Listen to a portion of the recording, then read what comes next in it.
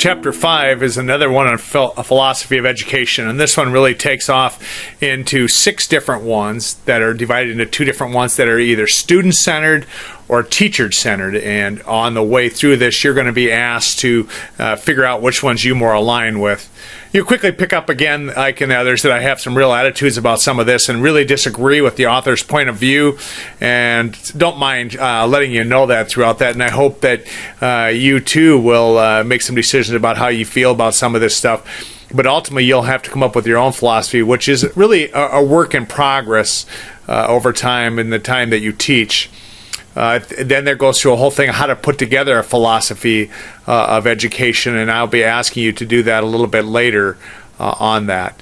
The philosophy also asks you to think about your role in the classroom and outside the classroom. And again, some of the philosophy, not just philosophy, but some of the attitudes of the authors come through, and of course I push back on that. This time, in the name of time, I've shortened it some. I'm going to ask you to carry a little more of the load at the end when I ask you to bring some information out of the textbook on the ones about writing a philosophy. So there you have it. Chapter 5, Building an Educational Philosophy in a Changing World. Let's take a look at this now from the start here. That the dynamic relationship between philosophy and education. And there's a good explanation. I, again, encourage you to read this, but it comes down to this down here that I have highlighted. Merger of ideas and theories from different disciplines occurs because education itself is interdisciplinary. Would you agree with that? Interdisciplinary, meaning all the different disciplines come together in school. You don't sort them out like we do in graduate school and you study only the thing you're interested in. So educational philosophies can be thought of as a mixture of philosophical ideas about existence, human nature and truth and goodness, along with physiological ideas about motivation, learning, theory, relationships, and along with sociological ideas about societies, norms, and equity. I'm going to call that number 1 here, where you bring all that in from page that I have highlighted here on page 102. That's what it is. It's a mixture of these things. Existence, human nature, truth and goodness, psychological ideas about motivation, learning, theory, and relationships, along with sociological ideas, society, norms, and equity. That's number 1. Okay. So how do you develop this? Well, as you can imagine, it's a process that I will have you write this now, but it emerges over time. As it here in the highlighted, your educational philosophy emerges based on your experiences with learners in and out of the classroom, your use of different teaching and assessment methods, and your interactions with parents and other teachers. And so you'll find yourself ever changing your approach to things based on these experiences. And yes, you build on what of others. You watch what others do. There's 6 major educational philosophies to show you how different classical philosophies can give rise to divergent educational philosophies. So that'll be the first study, the first part of this, the 6 different ones. And again, they're dramatically different.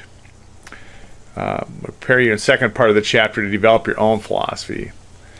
So here, I'm asking you this here. Clarify curriculum, instruction, assessment, and build on the philosophy of others. So develops gradually over time. That's developing it and building your own philosophy. And here's what I would like you to bring in on that is between teacher-centered and student-centered. Building your own philosophy, either between teacher-centered and student-centered. That'll be number 2 here. Let's bring that in here. But I want to give you this too, just a rough beginning here of this. 6 educational philosophies brought in this chapter are organized according to the degree of which the focus of external, which is teacher-based, or internal, student-based. For example, a behaviorist educational philosopher primarily employs teacher-based authority. It would be inappropriate for a behaviorist to focus on personal choice because behaviorism essentially aims to control human behavior through teacher-directed reinforcement. On the other hand, the constructivist educational philosopher tends to emphasize student-based authority. Constructivist philosophers of education focus on developing students' individual meaning, and hence they provide greater opportunity for students to decide what classroom rules should be. So here, and then in figure 5.1, 6 different educational philosophies have developed over time. All right, and you'll look at a lot of these. And here's 5.1, and I've clipped that and put it on the clips page, and you'll put that in here. This will be number 3, 5.1 from here, figure 5.1. Okay, bring that clip into your notes and has this out, and I'm going to ask you to reinvent this a little bit later on, but this is where we're going, between teacher-centered and student-centered, and there's the 6 different ones: essentialist, behaviorist, positivism, progressivism, humanism, constructivism. And it's okay to learn those words and be familiar with it. You could get in a job interview where you're asked, what is your philosophy of education? And again, it doesn't have to mirror any of these at all, but you certainly would base some of your philosophy on these, or some from the last chapter. So, as a professional teacher, like you will be, that you would have a working vocabulary of these terms and a basic understanding of them. So in a job interview situation, or and that's not the only place to be come into play. If you're ever involved in curriculum or methodology, it also, you need a working knowledge of some of these to understand how other people are approaching things. So at least you would have this, that some are teacher-centered, some are student-centered, and which ones are, what are the learning focus of them, classroom observation. So it'd be great if you could hang on to some of this for future reference, but certainly have a working vocabulary, so when you hear these terms, you have understanding, at least if they're student-centered or teacher-centered. And then, of course, over time, you'll decide if you're more inclined to a teacher-centered approach or a student-centered approach, or some combination of both. That's why we study this, and that's why it's important that you have some understanding of this. Did I do good enough on that? Because sometimes I have a hard time explaining why it's important to know this. And there it is. And this is a pretty good thing, I say. It's in the clip bin. You'll bring this into your notes. So first of all, these teacher-centered philosophy. And they are here. The essentialism, behaviorism, and positivism are educational philosophies and a teacher-centered approach to teaching. Each of these approach of subject matter, classroom organization, methods, assessments, and that, although each of these philosophies forms a distinct, cohesive whole, all 3 are rooted in this right here, the authoritarian principle. And I certainly want you to bring that in here. Could you put that word here for number 4, even though it's goodness, here I want you to say that authoritarian principle, number 4 here, authoritarian principle, right here.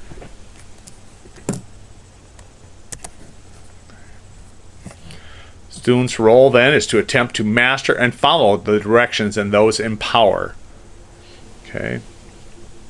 Truth, goodness, or entities best understood by person's expertise who has authority. Comes back here. Responsibility is placed on the teacher. Truth, goodness best understood by authority figure based on the authoritarian principle. Master and follow directions of the expert. Okay, that's these 3. And then we'll go into a little more. And chapter presents each educational philosophy. In this, the classroom activities is further analyzed according to this: the nature of the learner, the nature of the subject matter, and the nature and the type of thinking that is emphasized. So I'm asking you to bring those in, what that means. For example, is it active or passive, convergent or divergent? What is that goes with each one of these? So this would be number 5, each of these, from page 105, top. And the last one, the nature of the subject matter, the use of the subject matter, and the use of subject and the type of thinking. So I need to put that one in there.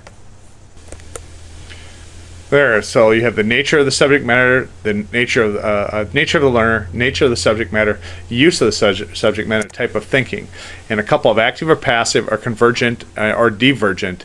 And again, you want these definitions with it also. That is number 5. So here, let's get at it. what is essentialism? And each of these, as we go through them, think about, is this connect with you at all? Must have a common core, and this is an interesting term in the time that we've adopted Common Core, and the Common Core folks are steadfast against this model, yet this is the term that's used in this book is Common Core. So they have these essentials: a core of information, hard work and mental discipline, and teacher-centered instruction. That's the core of it. Okay. That's educated people know, and this is the teacher. Hard work and mental discipline, teacher-centered instruction, teacher does it, draws from idealism and realism, which we talked about last chapter, and focus mainly on developing basic skills, not truths. Why the perennialists are on truth. It's a close relative of truth. Oh, here, back to the basics, translucent, back to the basics. Could you put that in there also? Let's put that, let's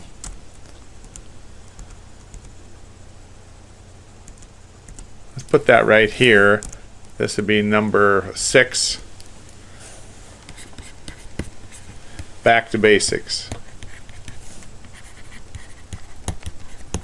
And could you, on this back to the basics, and I don't have it right, to the basics, and make that big and bold in your notes, that's this model is back to the basics.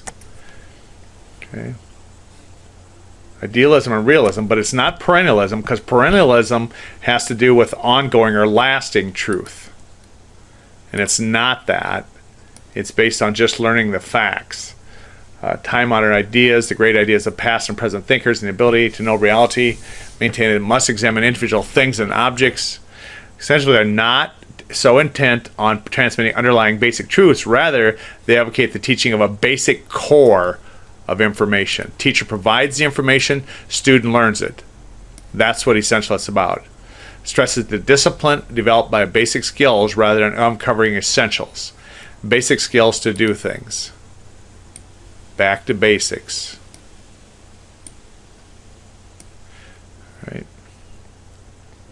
So essentialists of learning focus, essentialist goals are to transmit the cultural heritage and develop good citizens. That is their focus.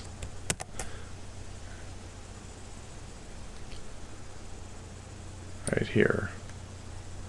Student is a learner. Teacher instructs the essentials. Methods include reading, lectures, memorization, repetition, examinations. Curriculum focused on subject matter content. All right.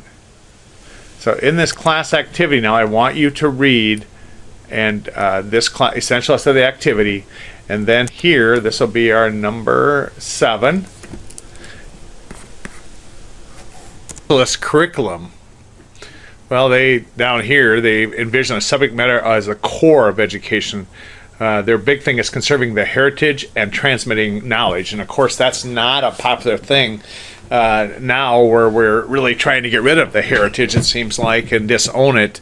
Can you imagine how this plays out today? For one thing, a big thing of essentialists is history, and history's really become de-emphasized in our school. In fact, we're changing our history books. There recently was in the news a place here where if you look at this, it talked about how the Constitution's been rewritten, and here the Second Amendment, the people have a right to keep and bear arms in a state militia.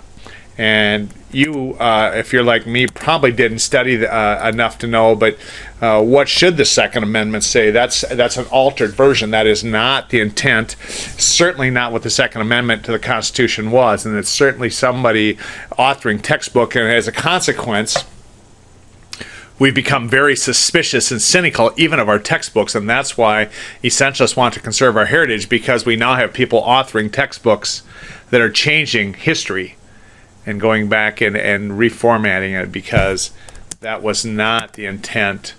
There was this, the right to bear arms in a state militia. So we've got that going, and that's why the essentialists are big on this Essentialism may be contributing to the slowness of educational change. And again, there's no research backing this up. The authors are taking a leap here saying, hey, these people are bad. Why? Because they're slowing educational change. Well, this is one of the reasons they're slowing educational change, is because of what's happening here in our textbooks. That literally we're rewriting history by the agenda of people that are textbook authors. Sorry, I keep flipping over there. So that's a contention here that is very interesting. In context, essentialism has been criticized as obsolete in its authoritarian tendencies. And I say, says who? Such criticism implies that essentialism does not satisfy the 21st century in the U.S. youth. Essentialist educators deny this criticism and claim to have incorporated modern influences in the system while maintaining academic standards. So apparently, these authors are not fans of essentialists. And there was a reform movement for essentialism at one time, and gave a coalition of essential schools promotes a vision of schooling in which students engage in in-depth and rigorous learning. And would you agree with me that that's not a staple in our schools today? At least what I see in my kids, that is not a staple. It seems to be a little better in high school, but my middle school kids did, I would say, was quite a distance from that, from in-depth and rigorous learning. Well, anyway, these authors do not find favor with that, but part of that, this Dr. Seitzer, who was that, in collaboration with essential school participants, had these points here, that this, using the mind well, clear essential goals, apply goals to all students, personalized teaching and learning, emphasizing the student as the worker. I like that one. Student performance on real tasks, multiple forms of evidence, principals, teachers as generalists first and then specialists. Budgets do not exceed 10% of the traditional schools. Isn't that interesting? And non-discriminatory policies and practices. All right, let me go back here. Now that you have the chance to consider the ideas of essentialism, 5.2, to examine these ideas. And I wish they would have broken these down a little better here, these points, 1, 2, 3, 4, 5, 6, 7, 8 points. What's behind them, what's involved with them, but I'm guessing the reason they didn't because these authors are not a fan of essentialists. So therefore they give you this because it was part of this coalition of essential school movement, but they're not going to go in depth there for you. And figure 5.2 over here on the next page, and again I have clipped this and put it in the clips page, and so I'm going to ask you to bring that in here also, and we're going to call that, I believe it's number 7 we're on, or is it 8? Number 8, and bring that in here from clips, Ben. Figure 5.2. Okay, and here's your chart. Again, and I've aligned it better now for you than I did last one on how this aligns with the textbook, but at the most what I want is this, and I want you to identify these over here as student-centered, or this one up here, teacher-centered and student-centered, so you have those clear. Put those underneath there if you would. And this will be what we'll call a working thing that you may want to slide it around in your notes to fill it out. I don't care where it ends up, just so it's in your notes. You may want to move it, and you can move it by clicking on this table and dragging it around, or copying and pasting it, or cutting it, pasting it, but whatever's most convenient for you. But at the end, you will have this formatted out so that you can compare and contrast. And I'm just going to call this number 9, but it will be ongoing. Every time we study, we've got this one done, so now as we add these others, you'll come back and fill this in. Got it? So, behaviorism. Behaviorism. Now, just that word, you should be familiar with the core word of behavior, and an ism behind it should be the study or the philosophy of it. And so what does that entail here? So let's just take a quick peek. Skinner, and there's a question on the test who's behind this, and you would know if you understood Skinner at all. Harvard experimental psychologist and philosopher, is a recognized leader of movement is behaviorism. It's a psychological theory, an educational philosophy that holds that one's behavior is determined by environment. Again, this is not widely accepted anymore, not hereditary. Okay. Skinner verified Pavlov's stimulus response theory with animals, and his research suggested that human behavior could also be explained in response to that stimuli. And now you learned this in psychology, and you've all had psychology already at one point. Careful examination of environment, behaviors, response closely linked to realism, which we studied last chapter. Other behaviorist research expanded Skinner's work in studying the effect of environment, particularly intrapersonal environment, shaping behavior. Interpersonal, meaning with others, interacting with others. Here's our 5-2 that you're going to bring in from the clip spin. We're going to slide down here to this. Here's their learning focus. One's behavior is determined by the environment. In other words, what they're interacting with, not a to. This suggests that by carefully controlling the stimuli meaning what happens to you in the classroom, the teacher can significantly influence student behavior. Believe that school environment must be highly organized and a curriculum based on carefully developed objectives. So I'm going to highlight that for you. Be highly organized, carefully developed behavioral objectives. And behavioral objectives, as you'll learn in teaching, is what's to be learned. And they hold that knowledge is best described as behaviors that are, and here's a big thing with Skinner, is this word, observable. It isn't so unless you can observe it. It's what science is built on. Can you observe it? They contend that the empirical evidence is essential if students are to learn, and students must employ the scientific method to arrive at knowledge. This primary task of educators is to develop learning environments that lead to desired this. Okay, I'm going to come back here and say this is number 10, and that is the scientific method.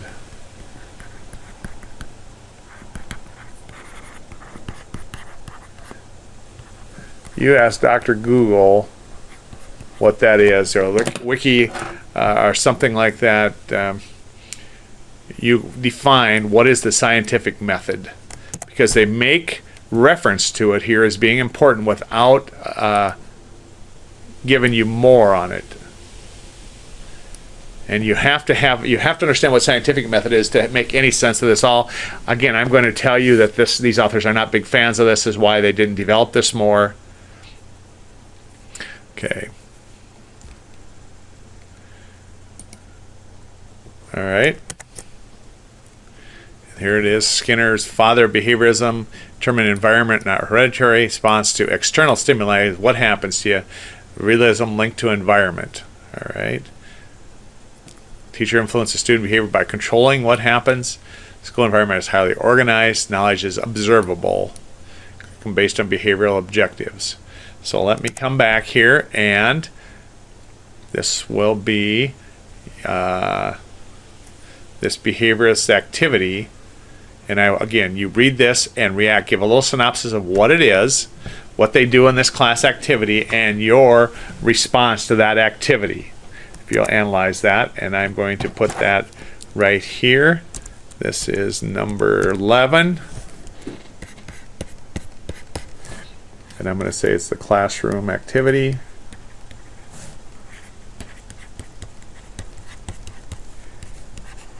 Response. I say it's not only the response, but also tell what the activity was they did, just very quickly, and your response to it, that you would agree, disagree, it was enlightening, you don't know, it was fine, whatever that is. Okay.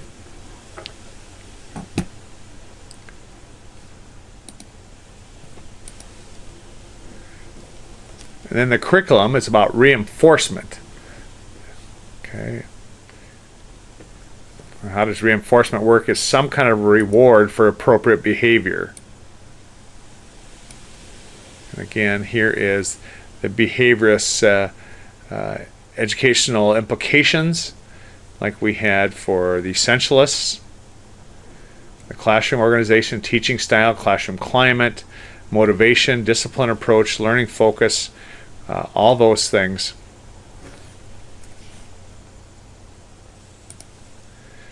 And I'm not sure I asked you to bring this one in. This also is an Eclipse page, 5.2 on essentialism.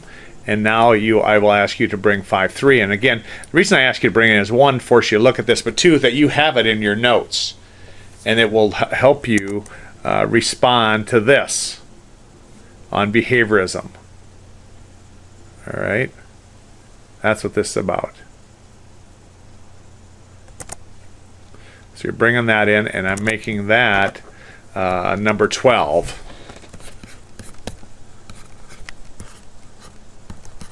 And that's 5-3, and before would be 5-2, should already be in under essentialism. Okay.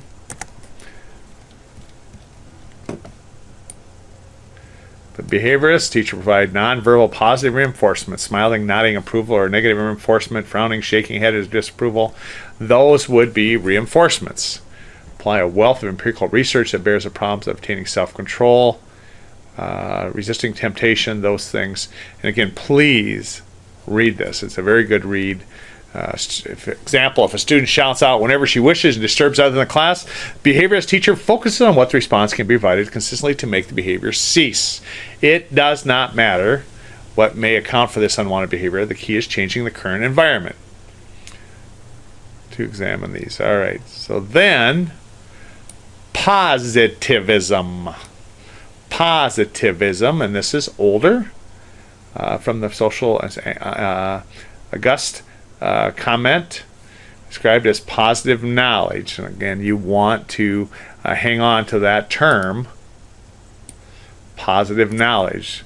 Comment divided the thinking of humankind into 3 historical periods, each of which characterized by a distinct way of thinking. The first, which people explain things by reference to spirits as gods, spirits and gods.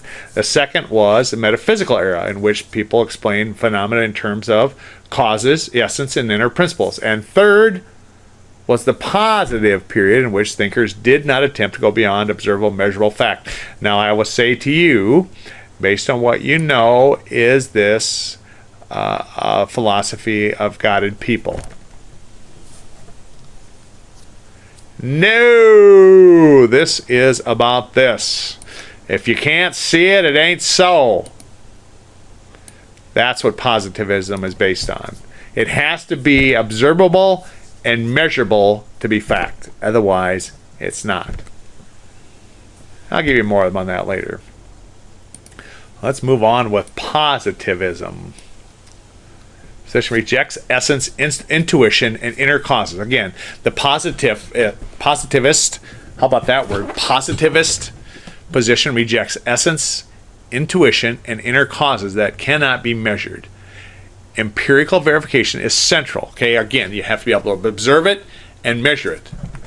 It rejects beliefs about mind, spirit, and consciousness. Okay, rejects.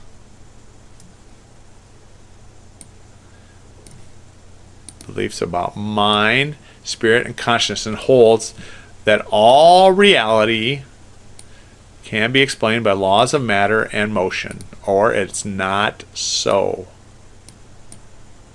Some positive limits knowledge statements of observable fact based on the sense of perceptions and investigations.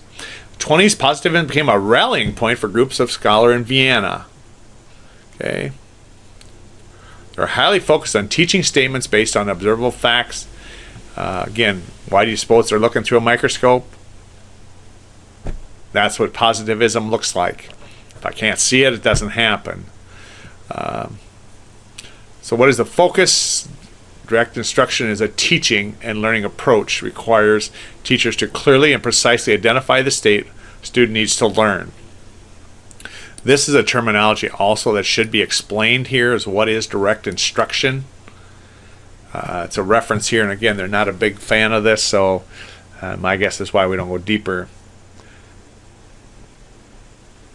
Okay, and it's a teaching and learning approach that places the responsibility for clear, precise expectations on the teacher. Once a teacher has identified precisely what students should know and be able to do, the teacher is expected to clearly describe this. Teachers are encouraged to use repetition. Less of that in our schools than there used to be. Repetition meaning you do it over and over until you've mastered it. And they encourage the use of repetition and have students practice and practice and practice, recite and recite, memorize. Are further encouraged to have students repeat the main ideas of instruction using different media like oral recitation, writing, restating, drawing, and so forth. Boy, technology would sure love this. Okay.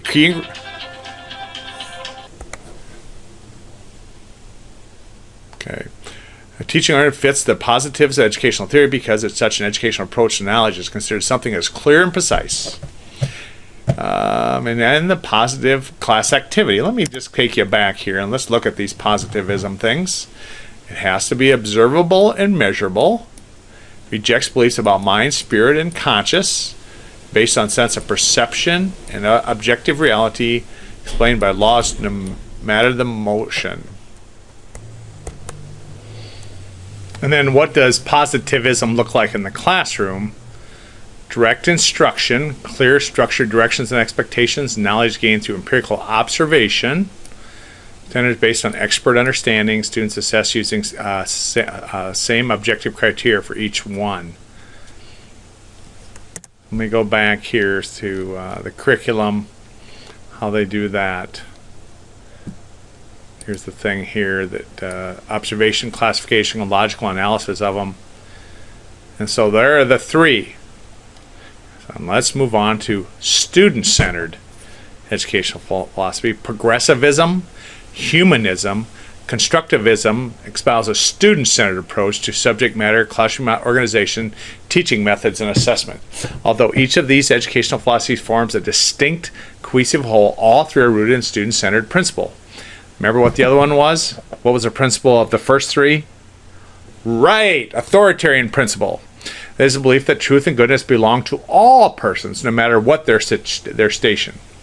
Teachers are learners, and learners are teachers. So that is an important statement also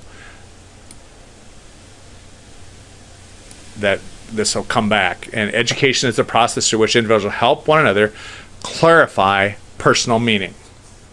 Okay, that's a little hard to get my arms around. I'm sure it's not for you, but it's very interesting that it's the process through which individuals help one another clarify personal meaning.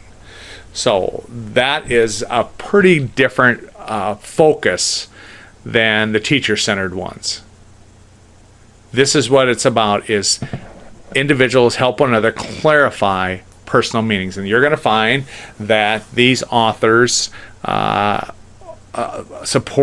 endorse this approach, and several, and you'll tell the way it's written. The first, this is positivism, and this too will be in the clip bin, right? Did we already talk about that? Yes. 5.2, 5.3, 5.4 here. This is number 13. Number 13 from the clip bin, clip page, and it's 5.4 on positivism. Okay, and there it is. And all the information you need there for your chart is there.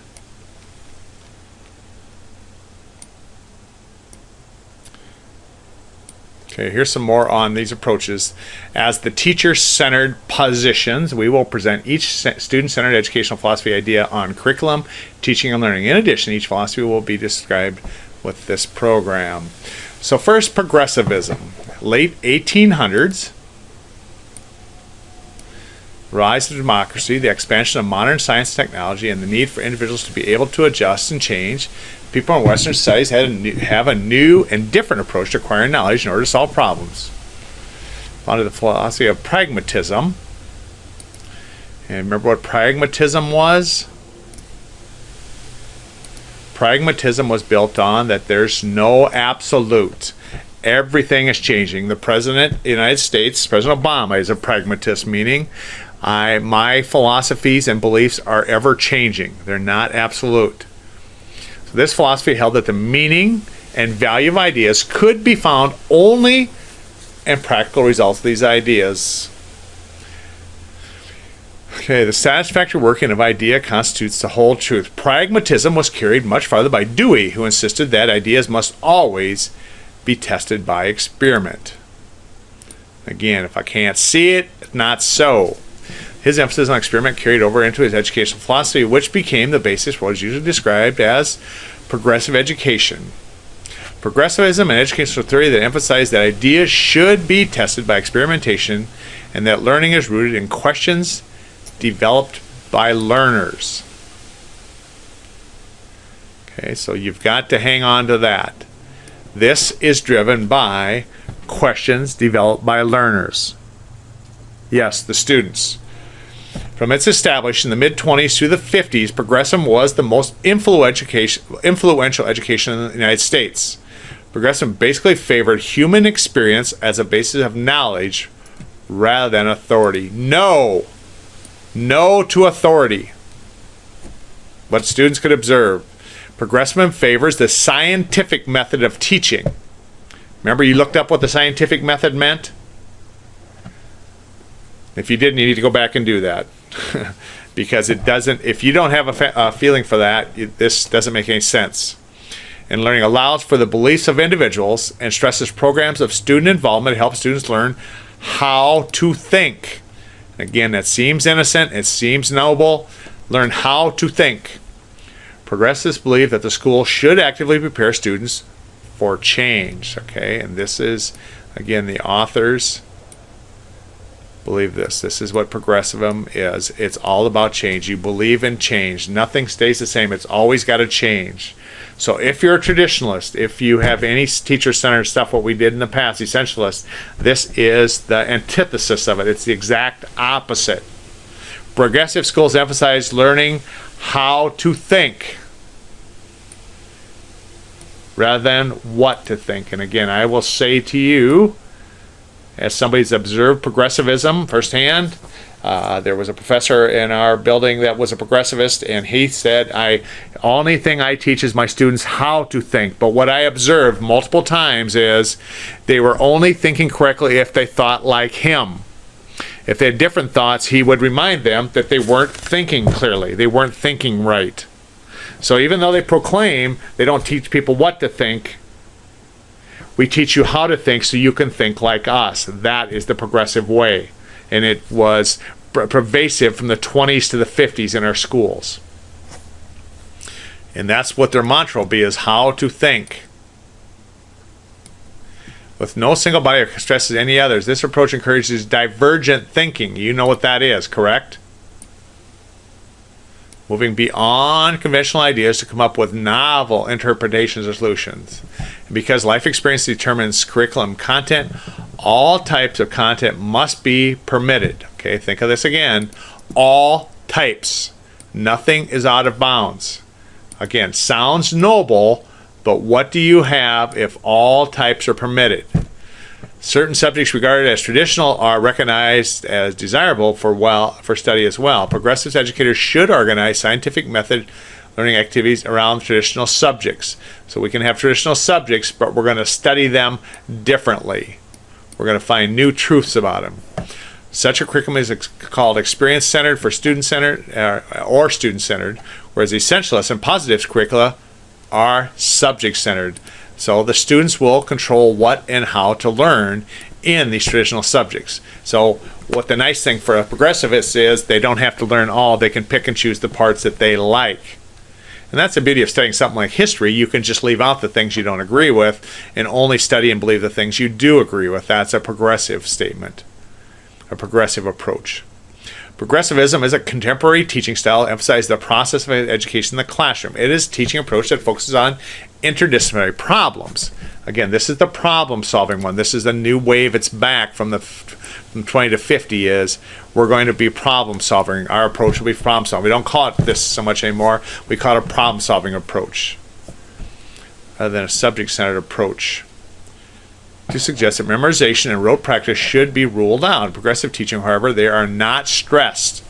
So memorizing and learning isn't ruled out, but it's not emphasized. The assertion that is that interest is an intellectual activity will generate all the practice needed for learning. Okay, again, think of working with kids and live with this statement. Interest in an intellectual activity will generate all the practice needed for learning. Boy, I worked with a lot of kids that didn't have that interest, but this is the approach. Their learning process focus, democracy, and again, sounds very noble. A tenet of progressive is that to become an important social institution, the school must take a task of improving society. So this is what it's about. This is their thing. They are going to improve society through this whole thing. This is their mantra. They get up every day to teach kids to improve society through their schoolwork. To this end, progressive is deemed a working model of democracy. Freedom is explicit in the democracy, so it must be explicit in school. But freedom, rather than being haphazard expression of free will, must be organized and have meaning. So they, again, what we're going to do in progressivism is we're going to organize what you're interested in. It's democracy, but we, as teachers and leaders, we will organize it for you. Organized freedom. Have you ever heard that term? How can freedom be organized? Organized freedom permits each member of the school to take part in decision, and all must share their experiences to ensure that decisions are meaningful. Again, this is the collective. This is built on the collective, never individual. Everything is the collective, and this statement right here is the collective of that, and that is each member of the school society take part in decisions, and all must share their experiences to ensure decisions are meaningful. So what progressive does also here is it really runs away from individual things. That everything has to be the collective. Pupil-teacher planning is the key. Okay, not teacher planning. Pupil-teacher is a process that gives some freedom to students as well as teachers in the decision about what is studied. For example, a teacher might ask students to watch a film about the issue of interest and then have them list questions about the issue that are not answered in the film and investigate. Analyze the questions, refine them for research, can become the base of inquiry problem solving. So that would be the curriculum. After we've watched this film, we are going to solve the problem. Only thing with teachers, I will pick the film. And from that film, I will say to you, you have to pick something in here that you think needs to be fixed, and then you fix it. Whereas experiencing, thinking, exploring, its goal is to expose the learner to subject matter of social experiences, social studies, projects, problems, and experiments that, when studied by the scientific, result in functional knowledge of all subjects. Okay, that's a mouthful. I'm going to put that down here. This whole thing here. Its goal is to expose the learner to the subject matter of social experiences, social studies, projects, experiments that have studied the scientific method result in functional knowledge of all students, all subjects. Progressives regard books as tools to be used in learning rather than as sources of knowledge. So here is the activity, and again, I want you to read this activity. This is about looking at a picture and asking these questions.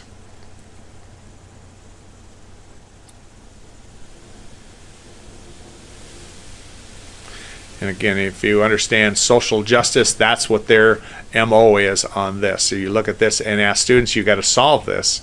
Even though nobody has agreed that this is a problem, it is to them. So this is, let's look at it here. Humanist, truth, and goodness of all persons, as learner, collaborative process, clarifying meaning. It's always the collective, never individuals. Okay, through experiment, learners initiate questions. Knowledge, not authority. Teaching, emphasis on how to think, process, not what to think. I say, and I have a problem with this because I have yet to see that in operation. What I've observed of this is that it's only that if you think like we want you to. Okay. And here are these things, and you can use those. Must improve society and model democracy. And see, you'll like this. I disagree with that's the role of the school. But if you're a progressivist, this is what you think it's about. Must promote meaningful organized freedom. And again, I don't know what organized freedom is. How is it freedom if it's organized? If it's organized, it's set by somebody else. Very interesting that you would organize freedom. Freedom expressed through student-teacher collaboration, again, as the whole. Texts become tools, not indisputable knowledge. Schools as vehicle for change. Okay, like I say, so that's their MO in school is we're going to change society by what we teach our kids. If we want to control society, control kids. So let's take over the schools so we can control the kids, and we control the kids, we can control society. Okay, practice critical pedagogy. All right.